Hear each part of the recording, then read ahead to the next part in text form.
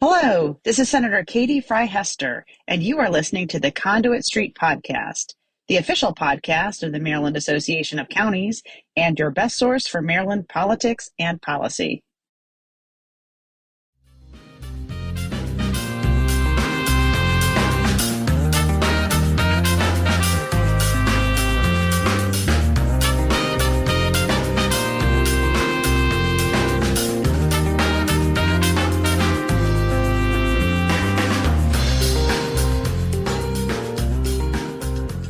Hello and welcome to the Conduit Street Podcast. Kevin Kinnally here with Michael Sanderson. Michael, we have breaking news right off the top today. Maryland is on high turkey alert. Please explain.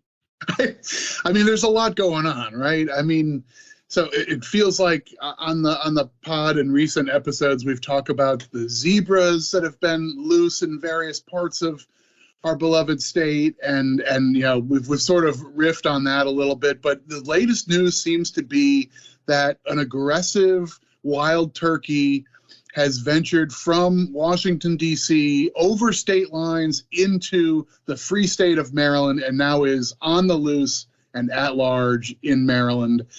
This is starting to become part of our brand, and I think I'm kind of here for it. I don't want anyone to get hurt, but now I'm very interested in turkey news. So forgive me if I have difficulty following on our interesting topics today, because mostly I'm unfocused on turkey right now. I mean, it's a big deal. We went from zebras to the Capitol Hill fox, and now we have a wild turkey who has crossed jurisdictions, is in Maryland, and we're going to have to bring back Russ Strickland from MDM and our emergency managers to figure out what the heck we're going to do here. Seems like a coordinated response is in order, and yeah, you know, maybe working with officials from DC to share information. Right, a task force, right, or what? Task force. I like it. Turkey news aside, we are going to continue along with our session recaps. This will be our last recap, and we have with us today DePaul Nibber, member of the MAKO policy team, and we're going to get into a lot of his portfolio, which includes public information and ethics, government liability in courts, health and human services, housing community development, public safety corrections, and more. We'll talk about legislation to implement the landmark opioid settlement. We'll talk about police accountability boards, body cameras, public health. We're going to run the gamut today. DePaul, thank you so much for being with us. Number one, are you going out there today with your net or whatever you have to do to catch a turkey? No, Kevin, I'm on lockdown. I am keeping safe. I've marked myself as such on Facebook. I think it's for the best. So I've seen a couple of pictures of this thing, and it is ferocious looking. Yeah, wild turkeys are no joke, right? Yeah, it is the most ferocious looking fowl I've ever seen. And quite frankly, I just have two questions for whoever snapped that shot. One, what were you thinking? And two, are you still alive? We don't know. We're going to have to find out. I'm going to have to download TikTok because I saw a still frame of a TikTok video where the turkey is attacking someone. So it seems like this might be what's going to push me over the edge to get TikTok. I'm sure you both already have it. You have thriving accounts, but I might have to make the plunge. All right. So let's get into our substantive stuff here. And DePaul, thank you so much for being with us. I think we set it up pretty well. Number one, I want to talk about the opioid settlement. We do have some news there. As you'll recall, we'll post to previous episodes where we've talked about this in the show notes, but this was a huge win for local governments across Maryland, who are among those leading the fight against the statewide opioid epidemic. DePaul, what was the legislation that had to pass this year in the 2022 session? Why is it necessary, and where do things stand now? Yeah, so quite literally, the legislation that was introduced basically takes that agreement that all the counties and municipalities had worked on and turns it into state law.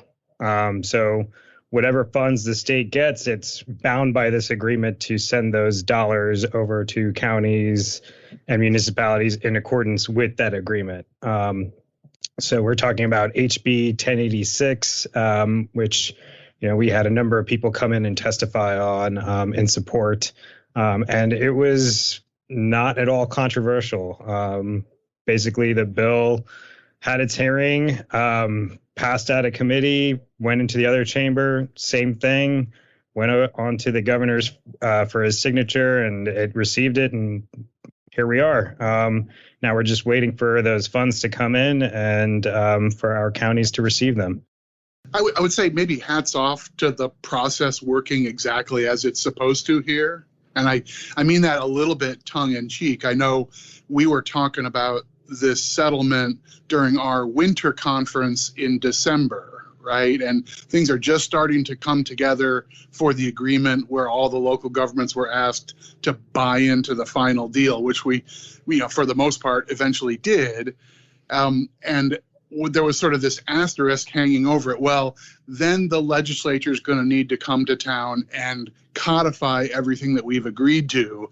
And maybe understandably, there was a little bit of snark in the atmosphere. It's like, oh boy, well, who knows what'll happen once the senators and delegates get their hands on it, and maybe this thing will go sideways. But in this case, they actually bought in completely. It was like, this deal has been worked out.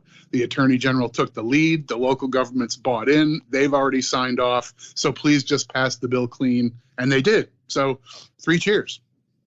Yeah, really good stuff. Really good stuff. And of course, it's needed. As we've said, I mean, we know that boots on the ground fighting this epidemic are the local governments, and they're out there every day. So this is needed funding. It is necessary, and it's the right thing, right? We know these major opioid manufacturers and distributors played a role in this. That's been decided. So getting that all worked out, as a legislator, it's got to be pretty easy when someone brings you a deal that most everyone has signed off on, all parties agree, and you just have to pass the bill. Of course, like you said, Michael, there's always the worry that somebody wants to put their fingerprints on it, put their stamp on it. But really good news that just passed clean. And I think that's going to deliver meaningful relief for local governments who are, again, on the front lines fighting this stuff. Yep. Yeah. And the one thing I'll add here is that it creates a blueprint for additional settlement monies that come into the state from future settlements. So it's going to be worthwhile in the long run to have gone through this very long, kind of arduous process now, because, as we get this money, we'll already have a way of divvying it up in an equitable way that benefits all. Yeah, so really good news on that front. And I know DePaul was locked away in a room for like weeks and weeks working this stuff out. So that has to be good for you, DePaul, to see that come to fruition. Really good news there. And so I want to get into next, police accountability boards. And this is something that is getting a lot of press generally. I'm going to let Michael, you and DePaul set this up. You've both been working through this in this past session and in the previous session where this all came from. So real quick, Michael, I guess you can set this up of how we got here, because you were the lead on this in the 21 session. Talk a little bit about what these are, and then we'll get into what happened in the 22 session to address police accountability boards moving forward. Sure.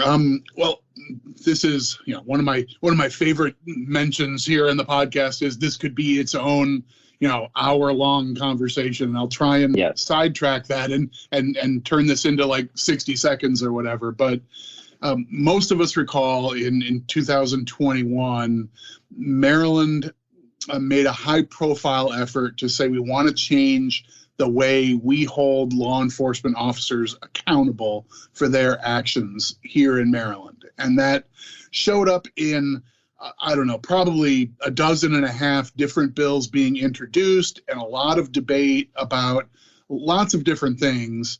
One thing that was part of that conversation was Maryland had a law called the Law Enforcement Officers Bill of Rights, which was basically a framework for administrative discipline for police officers who do something where that becomes a violation or a complaint or a claim.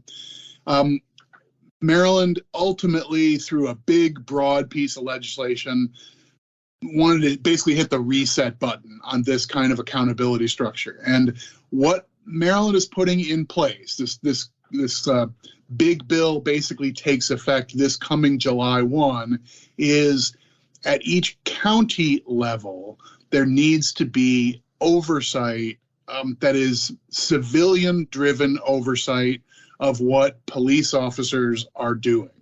So without getting super deep into it, what the legislature envisioned was we're going to have a discipline process when a cop does something wrong, and we'll sort of reinvent how that looks.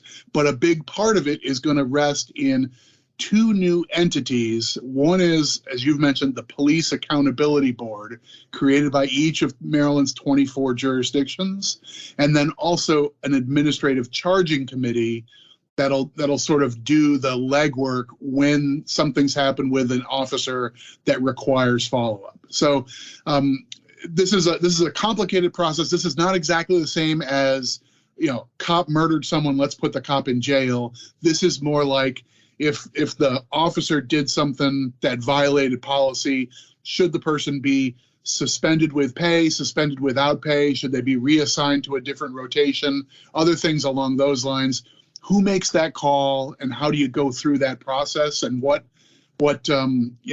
procedure is the officer entitled to?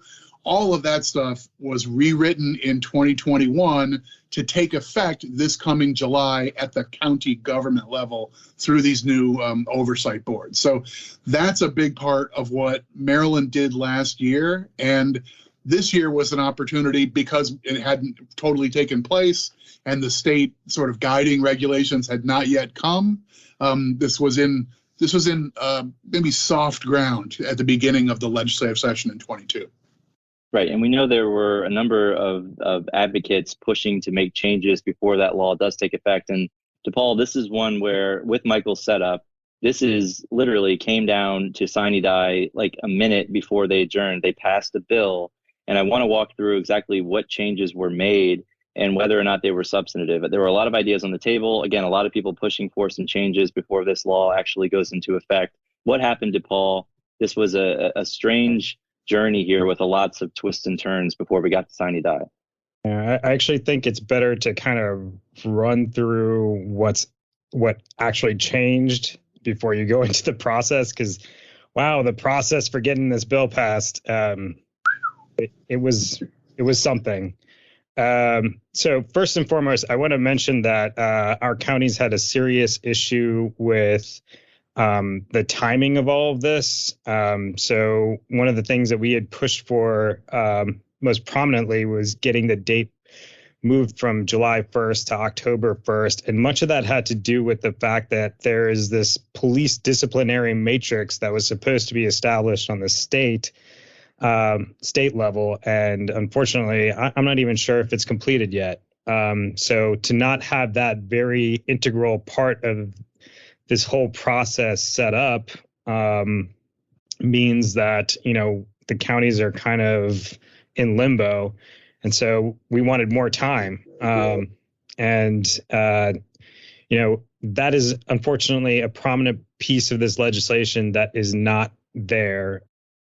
First off, this is Senator Sidnor's bill regarding reporting of prosecutorial information. So a lot of case information that would have needed to be posted online. At one point in time, we actually opposed the original bill because it was too much information. It got pared down. It got sent over to the House. And at some point in time, a number of the Police Accountability Board measures that we were seeking got incorporated into this bill. And I'll get into that process in a second. But most prominently, what this bill does now is it applies that police disciplinary matrix to both internal and external complaints. So before it was just external complaints. So members of the public who were complaining about officer conduct would be subject to this disciplinary matrix. Now it also applies to police officers submitting complaints against other police officers. So that's a big change right there. It also modifies the composition of some of these trial boards to make it a little bit easier to fill positions on them. It also creates a deadline for when a trial board must report its findings. So without that, you could just kind of lollygag and keep an officer at limbo. You could keep the entire process in limbo. Now it's set at 45 days. And then it also provides an avenue for law enforcement to appeal a decision by Police Accountability Board. That they have some sort of court remedy should there be an adverse ruling against them. And then finally, there's a provision there that prevents the officer it prevents law enforcement from collectively bargaining against any of the disciplinary processes that have been adopted at the state level. So can't basically say that certain groups are immune from having to go before a police accountability board. All that makes sense. And I mean, we've heard that, and I still see counties, the city of Annapolis is still looking to fill some positions. That's been somewhat of an issue. So that's good. Setting a shot clock in place to make sure there's no lollygagging, that makes a lot of sense.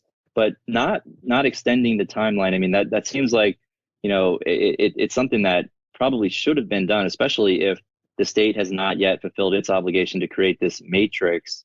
Michael, I know you're in touch with a lot of our county administrators regularly. I'm sure they're happy about, sort of fixing the issue with, recruiting people to sit on these accountability boards. But what about the timeline here? That seems like sort of a setback, especially if we don't have the information that we need from the state, if they haven't done what they need to do yet. And I assume the plan is to try and get that done by July 1? Yeah. We are in an imperfect situation. I think DePaul would agree with me that that's where this has rested, that the legislature's actions this year to do some, I don't want to be dismissive, but to do some sort of like nip and tuck work on last year's bill, tidy up some terminology and definition and application. Like that's basically what this bill amounted to. So we're now left with counties who have to, to conform to the letter of the law. You need to have these two oversight bodies staffed up and populated and ready to run by July 1. I know every county is making a good faith effort to do so, but literally in the headlines today, we saw the Baltimore County Council, who's in the process of trying to pass their legislation, say, well, we need to make another amendment to make sure we've got some more stakeholder input. We want to make sure we're accounting for that. I mean, you go through things the right process, but we're in the month of May now, and still having the bill before the deliberative body in multiple counties is going to make July 1 as, okay, the lights are on and the water starts flowing.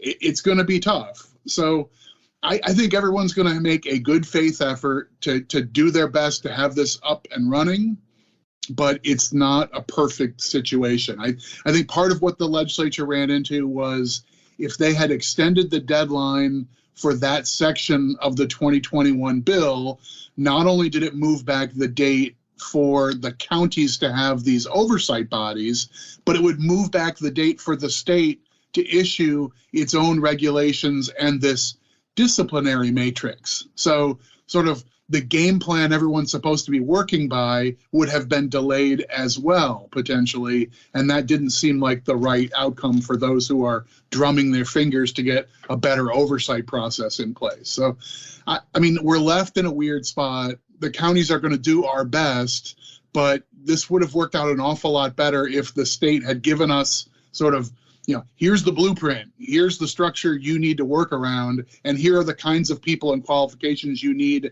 to hire and put onto these oversight boards. If we had had all that stuff in January, February, it'd be a lot easier to write and pass our bills and populate these bodies locally. So we'll make the best of it.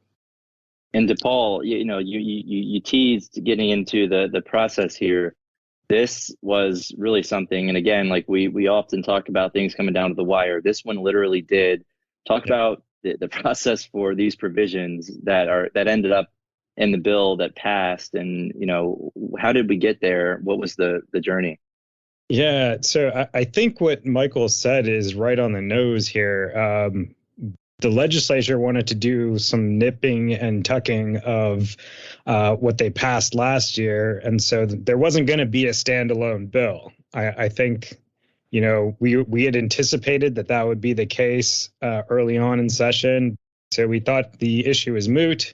Lo and behold, we find out that there's a bill in the Senate that has these provisions that are being amended into an existing bill And then we tracked that bill only to find that it has died in the other chamber. And we had no clue what was going on. And then we get pinged again by a county official saying that these zombie provisions have now made it into another bill. And so we're tracking that bill now. We're pretty sure that it's going to have to go back to the Senate for their approval. And that bill disappeared. So now we're on our third bill, which is now Senate Bill 763, which got voted on, and we didn't even realize what was going on because it was a bill that we had actually chimed in on, as I mentioned previously, and it had nothing to do with police accountability boards. But now it did. So we started tracking it, and it also includes another provision or another entire section in it related to another bill that we saw regarding the ability of the Attorney General's office to investigate and prosecute police misconduct, which we thought was another bill that was probably dead. So SB 763 ended up being three bills in one. And then obviously anything that the House tacked on to this bill after it had passed from the Senate over to the House had to be approved by the Senate. So we knew it was going to go back to the Senate, and then they would have to give a rubber stamp to whatever changes the House did. And that process we thought was going to essentially nix this bill. But they kept negotiating well into sine die, and then quite literally we're ready to see the ball drop, and someone rushes a bill over to the speaker's podium, and she basically takes the vote on the bill, and it's done. Yeah, at 11:59 or so. I mean, it was literally right before sine die. And this is, I mean, it's pretty common to see bills, get, different provisions from bills get put into one single bill, right? But this had some controversial elements. It was hard to track. And I think the process here was just fascinating. And it is one that literally came down to the wire. So there were multiple provisions in there, like you said, and, it got through at the last second. But this is one where maybe it's good for negotiation's sake, because I don't think anyone is happy with the final results. People got some of what they wanted, but not everything. And maybe that's the result of a good negotiation. I'm not sure. But the bottom line is those provisions have gone into effect, but we're still stuck with this July 1st deadline and needing the state to come through with that matrix in order to implement all this stuff. It's not that we don't want to do it. Counties are working, like Michael said, 24/7 to get this stuff done. It's just the guidance isn't there, and the state really hasn't lived up to what it's supposed to do. So hopefully we'll get that done in time to implement all of this by July 1. Yeah, and hopefully we'll end up seeing these sort of rough edges rounded off in a reasonable way. I mean, I would hate to see a county dragged into court because they didn't have the full appointment process completed by the morning of July 1, 2022, and didn't have their body impaneled because the legislation took an extra 2 weeks or 4 weeks through their local hearing process and so forth to get stakeholder input, right? I mean, that's what we're up against. So everybody's making a good faith effort. Let's hope this stuff comes together. And if this needs a substantive look in the 2023 legislative session, I think everybody should be open to that. And we'll see whether this potato is too hot for people to hold on to, but we'll see, I guess. But I just hope it's not a mess this July. DePaul, I want to get into public safety funding. Going into session, the governor put into his budget a significant bump in funding for local law enforcement. The General Assembly did put their stamp on that. Talk a little bit about the funding, the extra funding, and the formula, how the General Assembly changed that formula and where we sit today, how much money is going to flow down to the locals, and how is that money going to be divided up?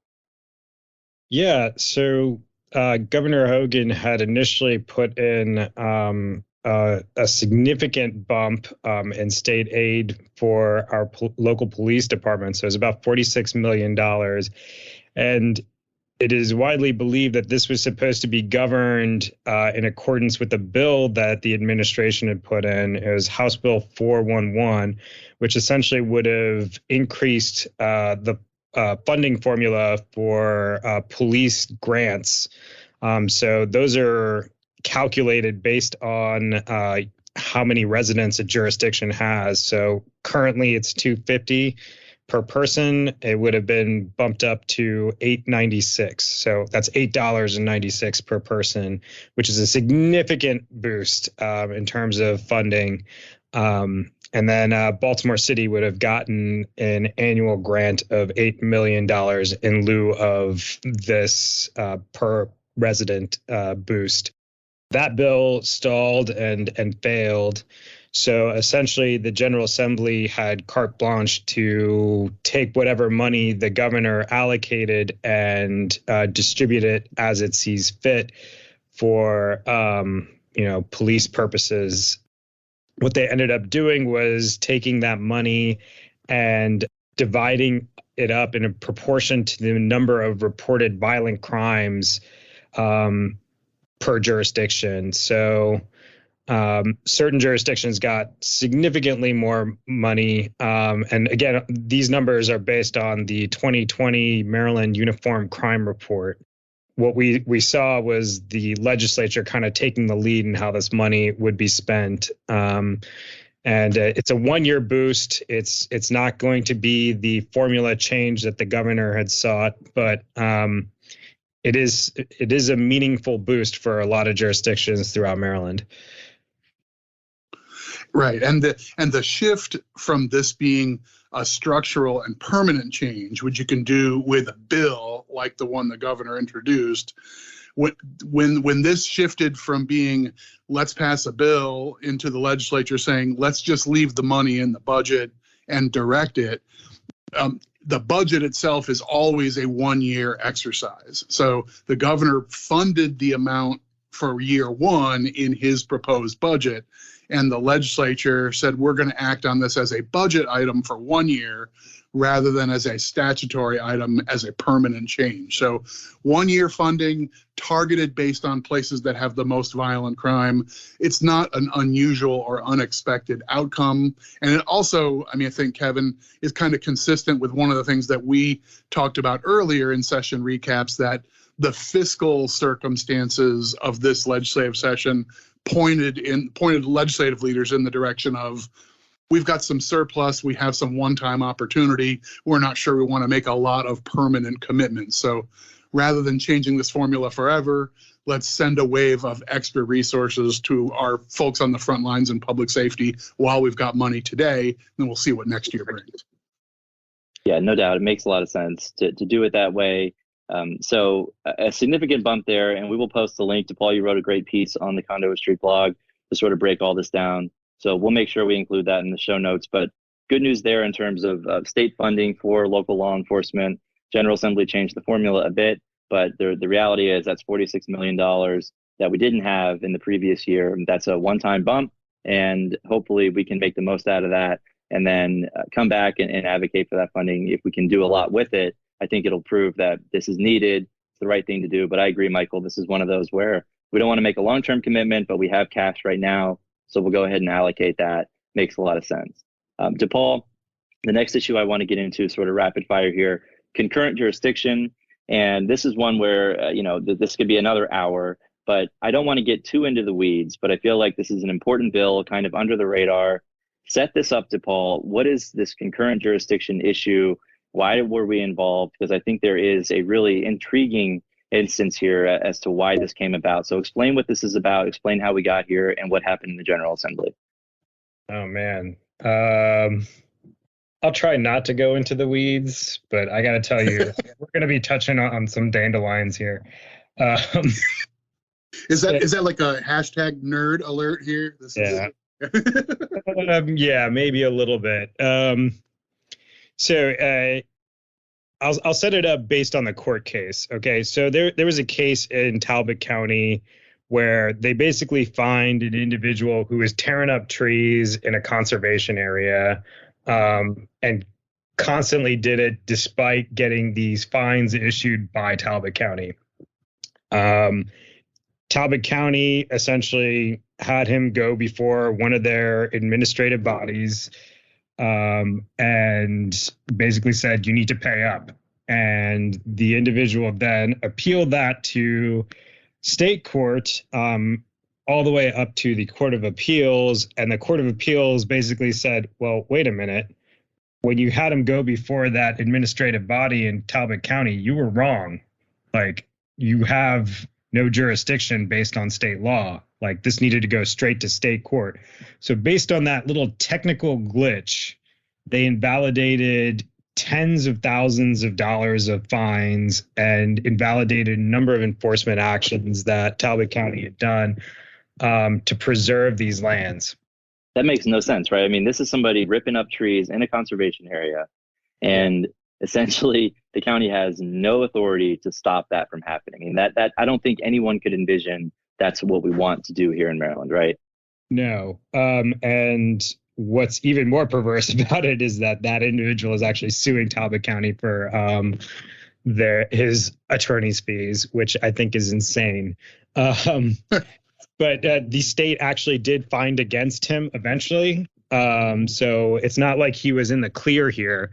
What we essentially set out to do after being notified about this court case was make sure that any county that wants to assess these fines and then have them arbitrated in front of one of their administrative bodies can do so. So there's actually a number of jurisdictions that have these procedures in place, and it might even predate that bit of state law that the court was talking about.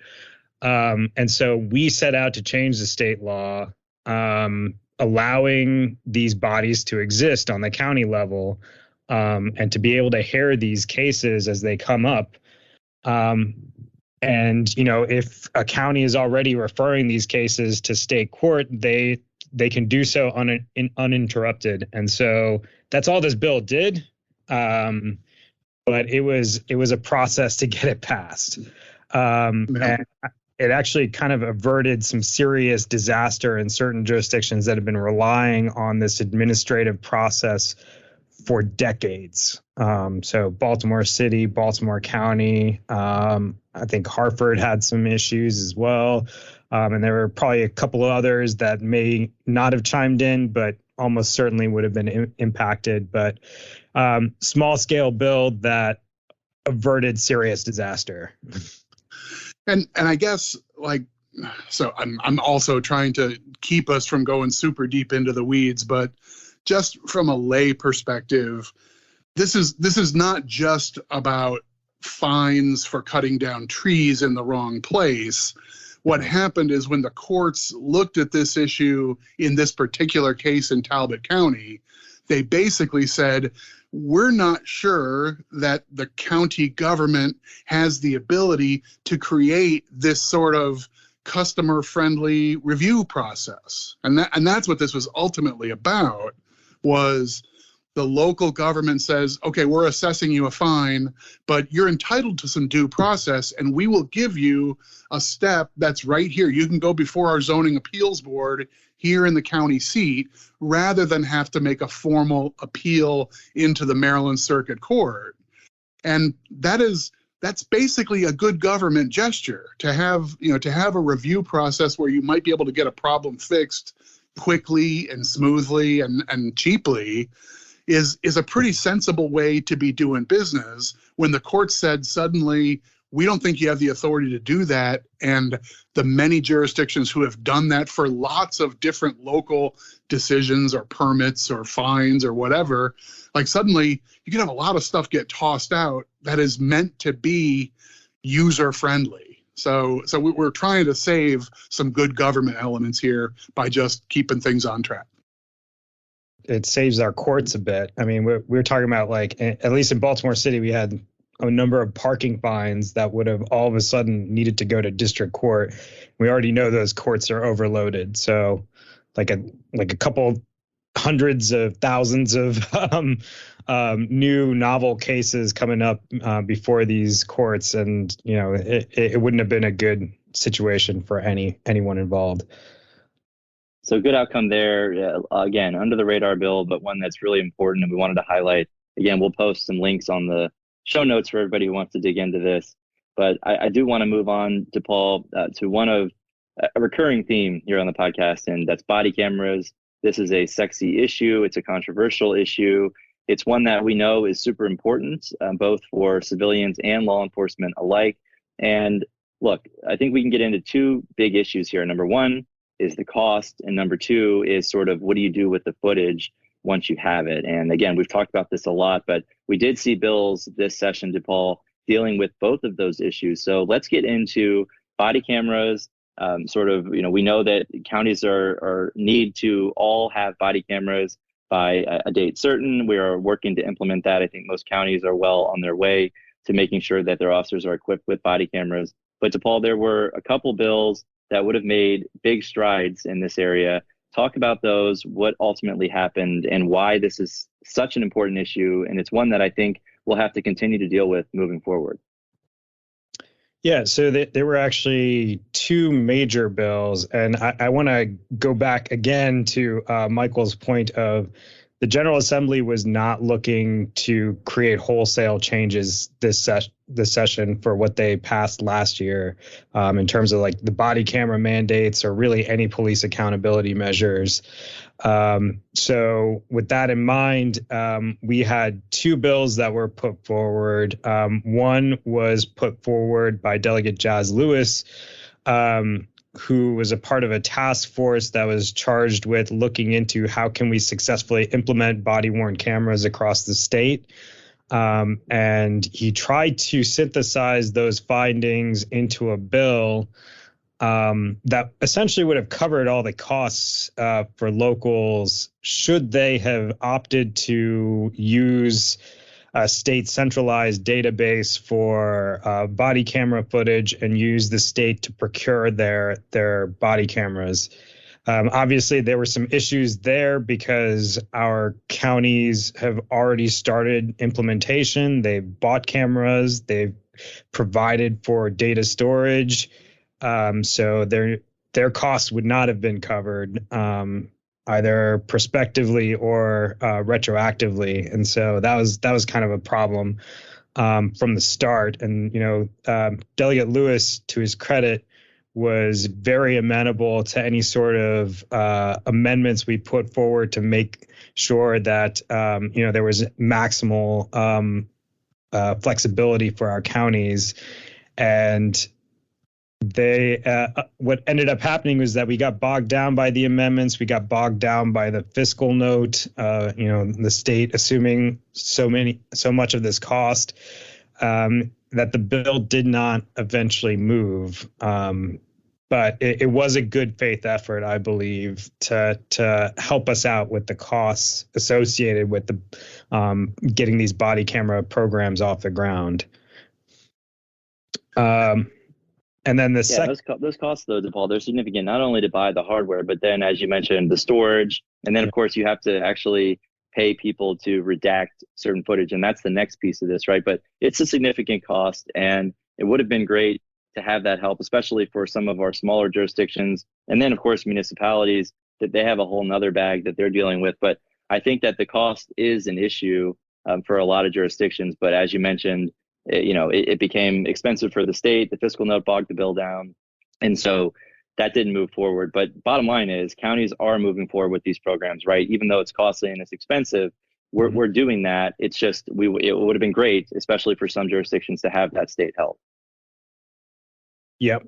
I can't emphasize enough how much it costs to store this footage, because you have to keep it for a very, very long period of time, potentially forever. So you've got it on this server, which means that once that server gets full, you need to get another server, and then you've got technology improving. So like you have higher resolution footage coming out, and then you got to figure out how to store that, and it's going to take up even more space. And then, it snowballs from there. So it becomes even more expensive as you go forward with these programs. So again, having the state cover those costs would have been huge. But that's not in the cards right now. And it is certainly at the forefront of our counties right now.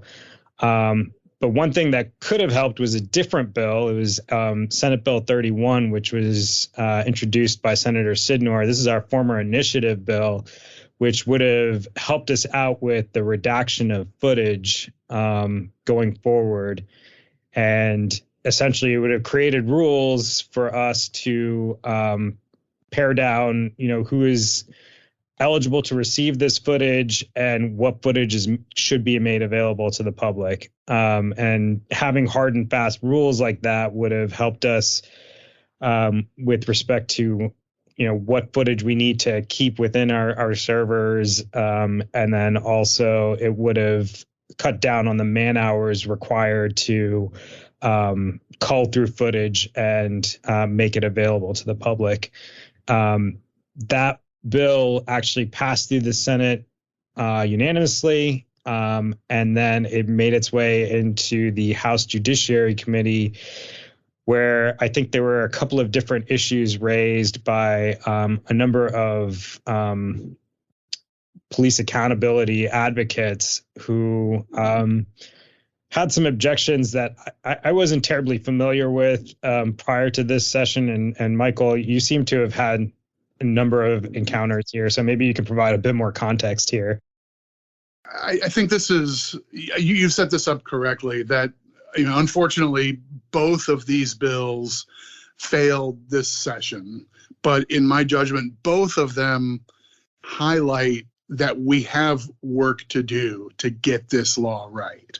So Maryland is going to put body cameras on every law enforcement officer across the state in the space of the next few years. And that's coming. That's a good thing. I think on balance, our local governments recognize that even though this is costly technology, that this is promoting public trust and it promotes best outcomes when you have interactions between officers and civilians. So that's good. We want those outcomes and it's worth investing in, but we don't yet have the lay of the land set out correctly. And one of them is under our Public Information Act. That's sort of like Maryland's equivalent of the Freedom of Information Act, the idea that public documents should be available to the public. All those laws are written basically for pieces of paper sitting in a folder, and they don't apply perfectly to hours upon hours of video footage from an individual officer's body camera. But because all that stuff is sitting on a server and it's public, a person or a news organization or some jackass with a website can basically knock on your door and say, I want it all. I want everything. And unless you have smart laws that govern who can ask for what and under what circumstances are these documents all public, you can end up with either like terrible stuff getting into the wrong hands. If you make things too public, then this guy who wants to put lurid footage that might include children or victims or whatever, onto a website for bad reasons. Like I don't think we advance the public policy by doing that.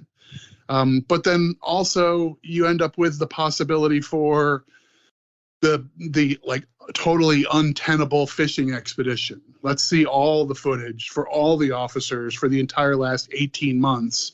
And you guys scrub it and scrape it to get all the, get the kids and the victims and the bad stuff, the confidential informants and stuff off of there. You spend whatever time it takes and just, give us the thumb drive. None of those situations are going to work perfectly.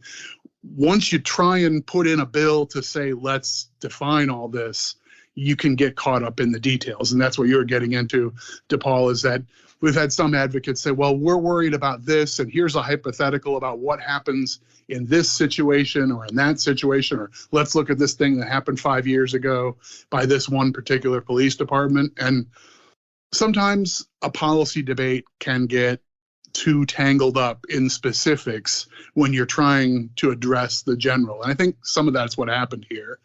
So, big picture here is this is an issue that is not done. And almost everybody recognizes we need to have smarter laws for how to set up this whole lay of the land. This bill to make smarter Public Information Act disclosure for body camera footage has now passed the House and it has passed the Senate, but in different years and at different times. So everybody's voted for this bill, just not all at once. Yeah. Right. So threading that needle is proving to be difficult, but I do think there is a needle to thread. And it's just one of those, like you said, Michael, it's passed both chambers, not in the same session. Everybody's familiar with the bill now, but it's one that needs more work to ball. Yeah. I mean, there are laws on the books right now that kind of govern the disclosure of this footage, but it's way too discretionary. It puts all the onus on some potential bureaucrat in, some police department to make the call as to whether or not, we're protecting victims or, there's no sensitive footage getting out there. It's too much for too much authority for any one individual to have, which is why we want these overarching rules. And again, like Michael said, we're going to need to revisit this in the very near future as we get these programs underway. All right. So we've covered a lot of different issues, rapid fire here today. DePaul, thank you so much. Anything else that you want to get into that we haven't gotten into, that we haven't covered, that you feel like is relevant for your work in the 2022 session? I know there are a lot of other things. We wanted to hit on the big ones, but anything you want to close with? No, I think we've covered a lot of it. And, again, I'm trying to stay safe here. I hear some people screaming outside. There's a very distinct possibility the turkey has made its way up to Baltimore. That turkey is on the run. And again, Michael is all about it. I know he's going to be out there with a team of folks trying to track down this turkey. There goes your day, Michael, maybe your week. That's okay. If that's what it takes, I'm here to serve the public. All right. So I guess we can leave it there for today. As always, enjoy the podcast. You can subscribe. That way, all of these episodes will be sent directly to the device of your choice. We will post all of this information in our show notes so you can dig into these issues. You can also follow along with the podcast on social media, Facebook, Twitter, and then, of course, the Conduit Street blog. But for Michael Sanderson and DePaul Nibber, both of whom will be out chasing the turkey today, we will give you an update next week. This is Kevin Kinnally signing off, and we will talk to you soon.